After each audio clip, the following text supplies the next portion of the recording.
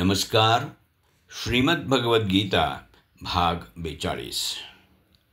कंदर्प म्हणजे कामदेवाचा विभूती म्हणून केलेला उल्लेखही विचाराला चालना देतो. अनेकदा आपल्या तत्त्वज्ञानात आणि विशेष करून संतवाङ्मयात कामभावनेची निर्भर्त्सना केलेली आढळते. गीतेत सुद्धा वेगळ्या संदर्भात काम आणि क्रोध हे न शमणारे पापी शत्रू आहेत आणि यांच्यावर तू मात कर असं भगवानांनी अर्जुनांना सांगितलेलं होतं. तर मग आता कामदेव ही ईश्वराची विभूती असं का म्हटलं असेल? या विरोधाभासाचा निराश 7व्या अध्यायात त्यांनी सांगितलेल्या धर्माच्या विरुद्ध नसणारा काम मी आहे आणि सर्व भूतांचं सनातन बीजही मीच आहे या विधानांच्या सहाय्यानं करता येतो. हे बीज फुलून त्यातून नवीन जीवाचं सृजन व्हायचं असेल तर अर्थातच कामदेवाचं सहाय्य हवं. परंतु काम ही अत्यंत प्रबल भावना असून अतिशय सहजपणे ती विकृत होऊ शकते. म्हणून धर्माच्या म्हणजे नीतीच्या बंधनात तिला ठेवावं लागतं. अशा तऱ्हेनं आपल्या ठळक विभूतींचा निर्देश करून अखेरीस भगवान म्हणतात, माझ्या दिव्य विभूतींना अंत नाही, त्यांची मोजदाद करणं अशक्य आहे. या विश्वात जे जे काही सत्वयुक्त, वैभवशाली आणि उत्साहयुक्त आहे त्या सर्वांमध्ये माझा अंश आहे आणि हे संपूर्ण जग मी माझ्या एकाच अंशानं व्यापलेलं आहे. अर्थात मी जगापेक्षा केवढा तरी मोठा आहे.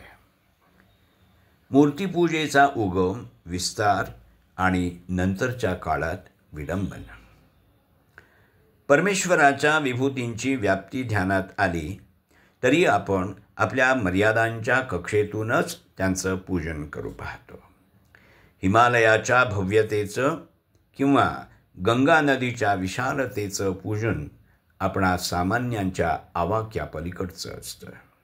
त्यामुळे हिमालयातून आणलेल्या शालिग्रामाची किंवा गंगाजलानं भरलेल्या कलशाची पूजा करणं आपल्याला सोयीचं वाटतं. महाभूतांच्या आविष्कारातून किंवा निसर्गाच्या सौंदर्यातून परमेश्वर स्वराची जाणीव झाली तरी त्या क्षणोक्षणी बदलत्या अनुभवापेक्षा चिर आणि स्थिर स्वरूपात त्याचं दर्शन घेणं आपल्याला सोपं वाटतं. म्हणूनच माणसानं परमेश्वराची प्रतीकं निर्माण केली. माती अथवा वाळूपासून आरंभ करून लाकूड, दगड, धातू अशा अधिकाधिक दीर्घकाळ टिकणाऱ्या माध्यमातून मूर्तीची निर्मिती करताना शाश्वत स्वरूपाचं पूजन करण्याची भावना अधिकाधिक विकसित झालेली दिसते. भारतवर्षात भक्तिपंथाचा महिमा जसजसा वाढत गेला तसतसे मूर्तिपूजेचे महात्म्यही वाढत गेले. आपल्या आराध्य देवतेची स्तुती करणारी शेकडो पुस्तकं, आरत्या, स्तोत्र लिहिली गेली. त्यातील वर्णन समोर ठेवून मूर्ती घडवणाऱ्या कलाकारांनी तन्मय होऊन आणि आपलं कौशल्य पणाला लावून इतक्या सुंदर मूर्ती तयार केल्या की बघणाऱ्यांचं देहभान विसरलं जावं आणि मूर्तीच्या ठिकाणी मन खिळून राहावं.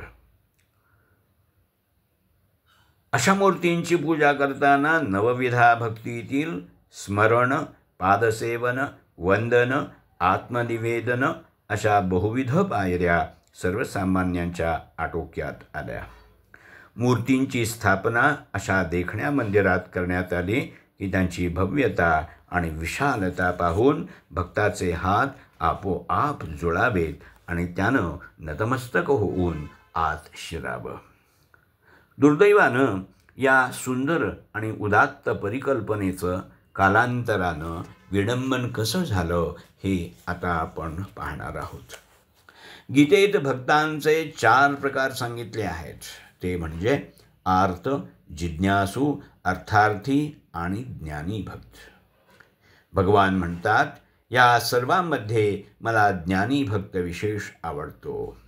तो अनेक जन्म माझी भक्ती करून शेवटी मलाच येऊन मिळतो. असा ज्ञानी भक्त बनण्याची पहिली पायरी म्हणजे जिज्ञासू वृत्ती.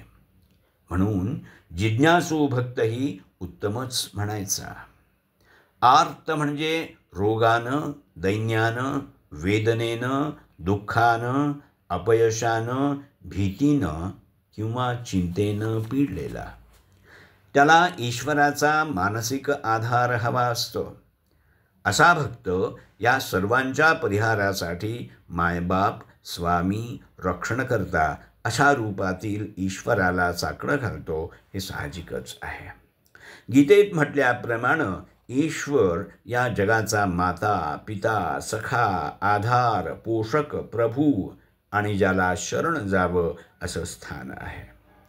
सर्वसामान्य जनांना मनुष्यदेहधारी ईश्वराची प्रतिमा समोर असली की या वर उल्लेखलेल्या रूपांमध्ये देवाला पाहणं सोपं जातं. सिद्धांत अवधूत चिंतन श्री गुरुदेव दत्त. क्रमशः लेखक डॉक्टर विजय पांडुरंग जायदे, वाचक डॉक्टर अमृत राघवेंद्र यादवी.